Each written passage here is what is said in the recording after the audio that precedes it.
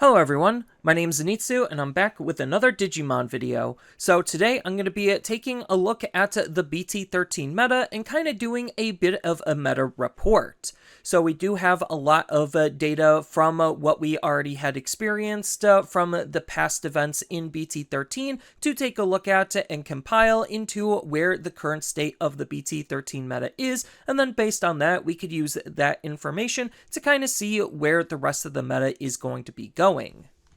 And right now, based on the 8 events worth of data that we have, I think the meta is actually in a pretty solid state. We've had about 18 different decks that were able to top, and the fact that these decks were able to have, for the most part, repeated success shows that the power ceiling isn't necessarily as high as people think when it comes to the disparity in power between all of the different decks that we have available to us. The meta, compared to a lot of others in the past, doesn't necessarily look that different in terms of some of the numbers that we've been utilizing, or I've been utilizing, to be able to quantify a tier list. So I kind of quantified the tier list based on the representation in the top 16, and based on their percentages, I kind of broke them up into the respective tiers based on only the decks that were able to make it into top 16. So anything that didn't exactly make it into top 16 just hasn't proven itself yet, and I still think that there's going to be a lot of possible decks that would have been able to have some competitive success in the right hands with the right run.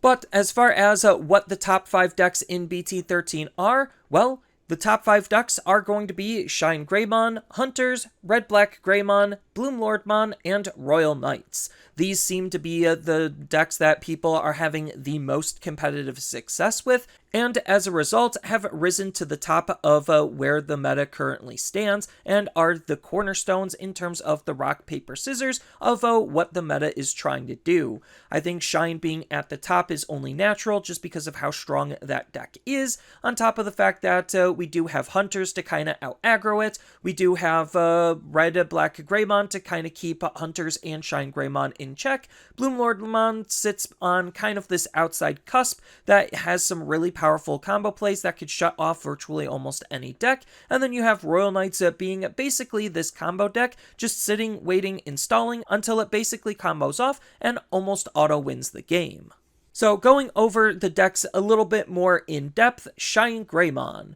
So what makes ShineGreymon so good is the fact that this is a stack-based deck that has a heavy usage on Tamers to be able to do the majority of the damage. The Tamers also have some really powerful levels of control and utility on top of all of that abilities built in, on top of the fact that you could just utilize all of the memory manipulation and free evolution to be able to climb your stages faster and more efficient than most decks reasonably can. The fact that your removal is recursive, so anytime your Tamers are going to be suspended, you're able to try to remove the opponent's threats, is part of what makes this deck so strong, because most other decks just have one and done type of effects when it comes to their removals. So on top of the effectiveness, the deck does have the ability to be able to tech itself into a more control or aggro style, and various different variations on how you could approach what you're actually trying to gain out of the deck, even though the tools are mostly going to be similar in terms of what you're going to be using, just because of the fact that it has name-based evolutions to want to lean you into one specific direction and utilize a specific subset of cards. The big weakness of this deck is the fact that it is within the deck itself more than any strategy that the deck is playing with. So the fact that you are a stack-based deck means that you need to see your leveled pieces in order to try to make it your Digimon as effective as you possibly can. And obviously some parts and pieces are going to be a little bit better or more desired when building your stack than others. Then on top of that, you do also have the fact that you are a Tamer-reliant deck. So if you don't see your Tamers, then the deck really isn't going to be doing anything at all. But despite those weaknesses, the deck does have some pretty solid consistency and different tools that it could use to try to shore up some of those weaknesses. So as far as a good example deck, this is kind of just a basic red-yellow ShineGreymon deck that really isn't doing anything super special, just playing into the deck's strengths on being able to get your Marcus out. It has different ways to be able to get its Marcus out, and then start utilizing its Marcus to be the main point of aggression, then have different ways to be able to protect your Marcuses, and when they die, put them back into your security, not only just acting as a good aggro tool, but a recovery tool as well, forcing the opponent to then try to deal with your security alternatively outside of attacking it. Otherwise, you're going to be able to get those resources that you just used back onto the field to be able to be very annoying and very powerful against what the opponent's possible game plan can be. Then, when it comes to hunters, I kind of already mentioned hunters before, and a lot of people just seemed to think that hunters being a deck from the last set means that it would fall out of the meta. The quite opposite happened, and hunters is still just one of the best decks that we currently have because of how quick it's able to set itself up, how consistent it could possibly be, and the level of response and tools that it has to be able to deal with virtually almost any threat, making it still just a very powerful deck to be played in the current meta environment. And then here is just a quick example of what a basic Hunter's deck is going to look like, and it's not gaining any new tools, it's just using the tools that it has more effectively and trying to tech it various different tools for how it could handle and respond to where the current direction of the meta currently is. And then when it comes to Red-Black Greymon, this is a really interesting kind of deck because there's just a lot that goes into this deck. For the most part, it is basically the same deck that we've been playing since BT12, where you do have a whole bunch of different variations on how you could approach the deck, but the low end and the vast majority of the cards in game plan are going to be rather similar to one another. So there's about 4 different ways that you could approach this deck. So you have War Greymon, which is the more aggro or combo heavy version. You have Black War Greymon, which is the more control version. We now have a Gaiomon version, which is kind of a mix between the two, and you could utilize a lot of tech and tools that both wanted to be used to try to be more of a mid-range version of the deck. Then you have a 4th version that's more of a toolbox style, that's kind of mixing and matching and customizing all of the different parts and pieces that it has in order to just have the ability to try to do whatever you feel like you need to do at any given moment.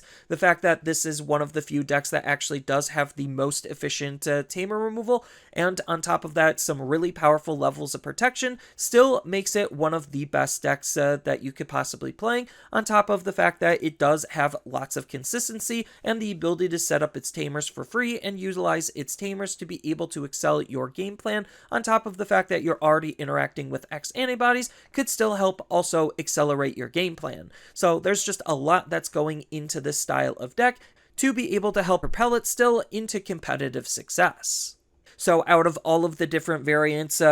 Black War Greymon seems to be the one that's having the most competitive success, probably because it's leaning heavier into some of the control aspect of what the deck is trying to do, and there's not really a whole lot of good answers to the types of locks that you could put the opponent in with the different control tools that you have to be able to shut them down and shut them out of the game. And then when it comes to BloomLordmon, this is kind of the really interesting one because it's like another deck that just doesn't seem to want to die. Every set since its release, it's been getting little bits of updates here and there, and BT13 is no different. The fact that it's still trying to play into this go-wide strategy, and now it has ways with Quartzmon to be able to suspend the opponent's tamers down, and now it has a more in-version package of what that card is trying to do, with Rosemon support adding another tamer that's helping with the overall efficiency of the deck, on top of giving it even more tech and tools to work with, makes it still one of the best decks that you could possibly play. So here's just a quick example build on what BloomLordmon is trying to do.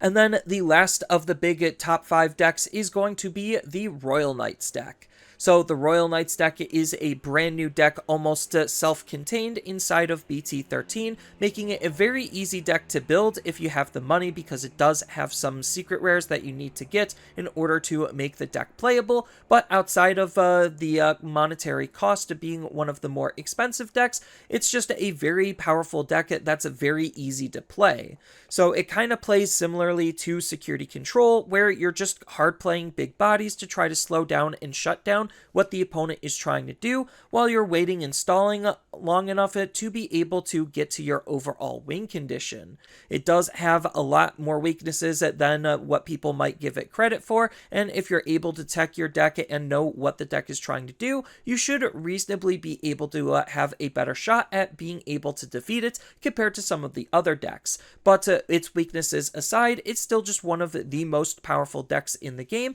because it really puts a clock onto the opponent before you just hard slam your Omnimon and proceed to win the game from there. So in terms of a basic build, this is a example deck on what Royal Knights is trying to do.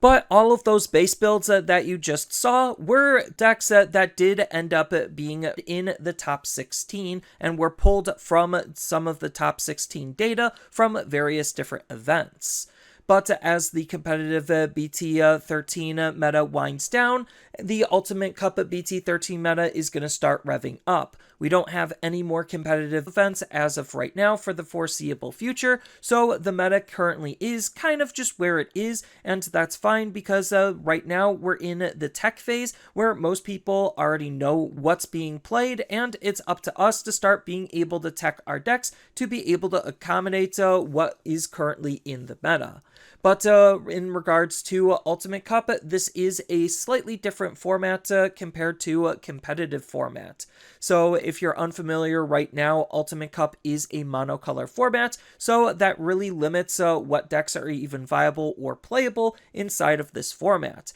We could use some of the BT12 data in terms of what was good back then, on top of comparing it to the BT13 data that we have now, and limiting what we have in terms of monocolor decks, or decks that could accommodate themselves to be one color, to kind of guess where this type of a format is going to go. We do have one data set's worth of events that we could use, but that's not necessarily enough to be a definitive on where the format actually is. But based on that and all of the data that we have previously, I think that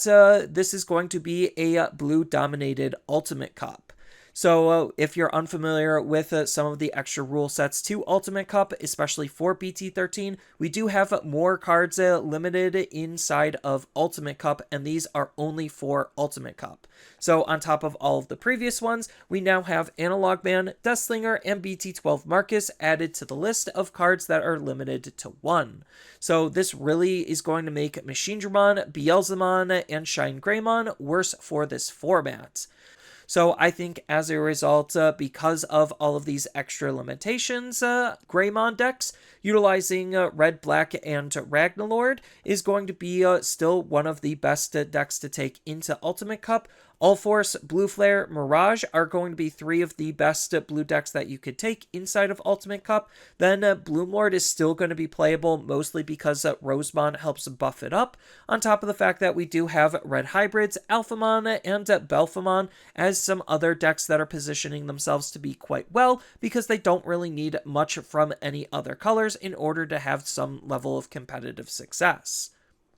But as far as my overall thoughts on BT13, I think that BT13 in its competitive environment is a really solid environment. I'm sure if we had more events and it was stretched out a little bit further in terms of having actual competitive events to be able to look forward to, that we would see probably more decks be able to top, and people are going to start getting a better grasp on how to be able to start counteracting the top decks, so other decks are able to excel as well. Then as far as the Ultimate Cup, it looks like it's going to be in a completely different state than the BT13 competitive environment, and I actually don't think it's going to be that great of an environment just because the number of decks that are playable are already so limited, on top of the fact that blue is going to be super dominant and people don't necessarily like blue unless they're already playing blue. Just adds even more bad feelings just because blue was one of the only colors that really didn't get any limitations placed on it for Ultimate Cup,